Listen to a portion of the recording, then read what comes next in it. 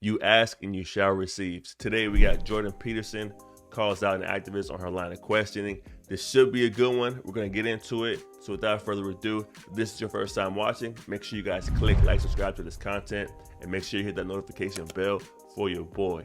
Let's go. I want to know, what is your answer to young people for some of the really big problems facing humanity, like the climate catastrophe, like economic crisis, like the precarious job market? Because they just don't, like, you talk all this much about individual responsibility. Most of us are never going to be able to afford to have all of these assets to have responsibility over. So what is your advice beyond banal comments like clean your room?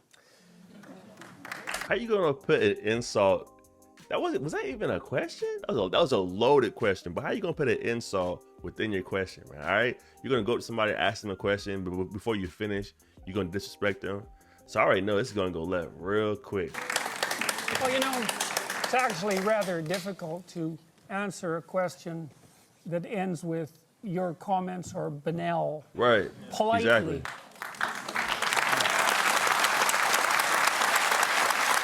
So, you know, I would consider that more of an opinionated, personal and political statement than actually a question. Facts. So why don't you try reformulating that so that there's an actual question there? What is your... That was good. He left emotion out of the context, you guys. He literally just gave her another chance to ask an actual question. So the way he flipped that back on her, he didn't get out of character about it. He just literally was like, all right, ask me your real question. Why don't you try reformulating that so that there's an actual question there? What is your...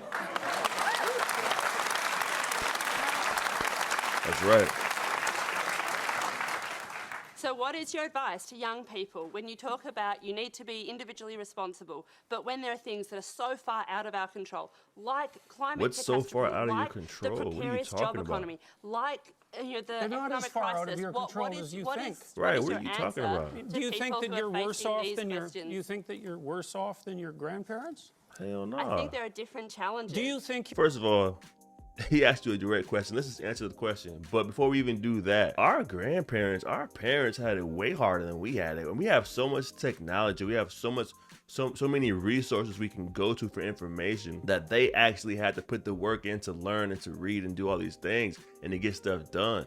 All right, we can go on the internet and solve several problems on our own and learn new things and do all this and change the world. So there's like, bro, we have it so much easier than our parents. It's ridiculous, dog. It feels like she's trying to have excuses on why she can't, as an individual, get stuff done, I guess, in her society or her surroundings. Do you think that you're worse off than your grandparents? I think there are different challenges. Do you think you're worse off than your grandparents? Yeah, run it back, man. I think that... Jordan, question, once bro. Again, we're not going to cross-examine our questioners.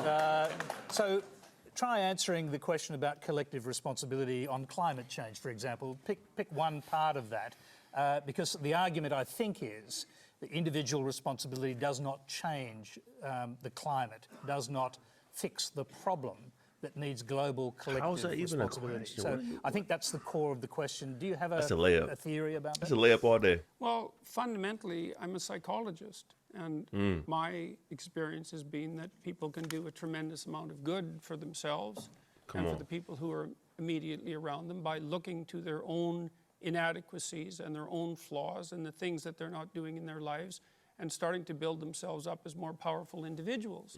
That's exactly right, you guys.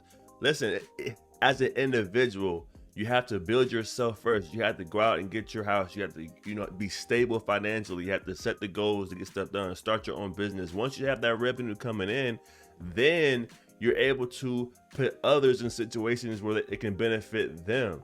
And then keep that train going. That's how you impact society. That's how you start a movement. That's how you, if you want to solve climate change, that's how you get these things done. All right, it starts with you. So stop putting it off on other people to get the stuff done that you're crying about. People can do a tremendous amount of good for themselves and for the people who are immediately around them by looking to their own inadequacies and their own flaws and the things that they're not doing in their lives and starting to build themselves up as more powerful individuals. And if they're capable of doing that, and then they're capable of expanding their career. Exactly. And if they're capable of expanding their career and their competence, then they're capable of taking their place in the community as effective leaders. Facts. And then they're capable of making wise decisions instead of unwise decisions when it comes to making collective political decisions. Facts. I'm not suggesting in the least, and have never suggested, that there's no domain for social action. I'm suggesting that people who don't have their own houses in order should be very careful before they go about reorganizing the world. Exactly. Which happens in many ways. Why are you shaking your head no? What? Can I just to... And on another note of that, you need that experience. So what you're asking for is a leader. What you're asking for is a person that leads by behavior and action. So you need to go through these experiences as an individual and go through the hardships of making mistakes and building your own like person, your own brand and your own company or wherever you want to go into. You need that experience. So when you are in a position of leadership, you know what you're doing, man. If a young person believes that the climate, the global warming problem on the climate is something that needs to be tackled quickly, and they can't wait until they grow up and become prime ministers to do it, do you think collective responsibility overrides individual responsibility in a huge issue like that? No. Okay. Right? Stop it.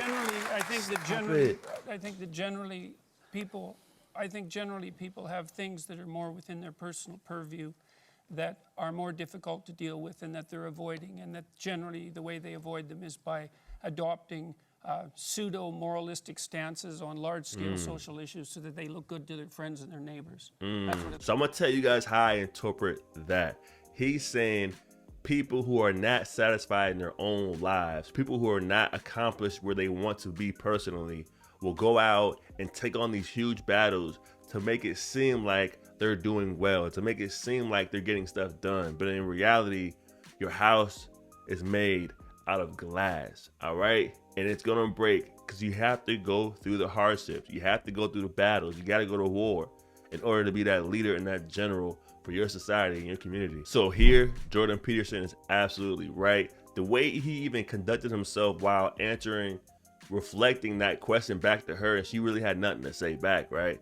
All right, he's basically saying like, yo, if you want this stuff done on a large scale, it starts with you. Stop making excuses for why it's not getting done and who's not doing what.